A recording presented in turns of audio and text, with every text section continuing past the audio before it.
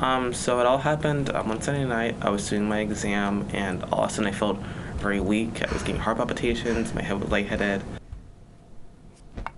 Then, when I was going to the kitchen to get some water, I ended up falling, and that's when I had spasms. My roommate really wanted to check it out and see if anything was like of concern, which took me to the hospital.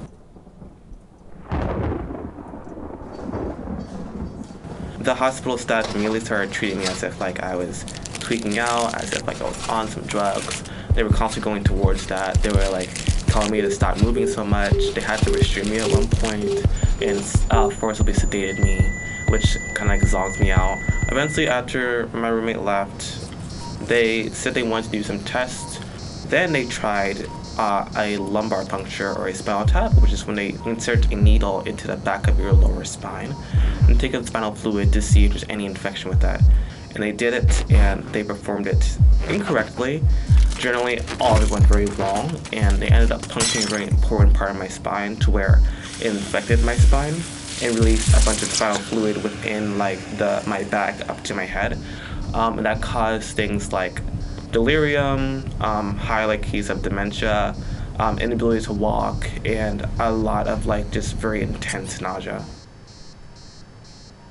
At one point, I was complaining about being too nauseous to eat, and their goal was to switch my IV back to where it only gave me water and hydration rather than nutrients, which was essentially starving me because they thought I was just kind of forcing myself to not eat.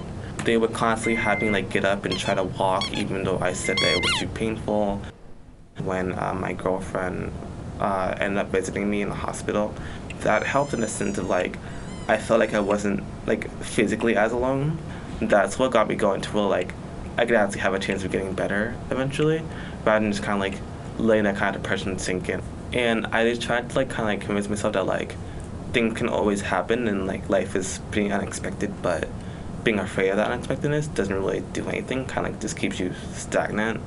I still have that little fear of hospitals where like I can only go to clinics or like any like hospital looking place without feeling like very intense anxiety. It's all a work in progress, I guess.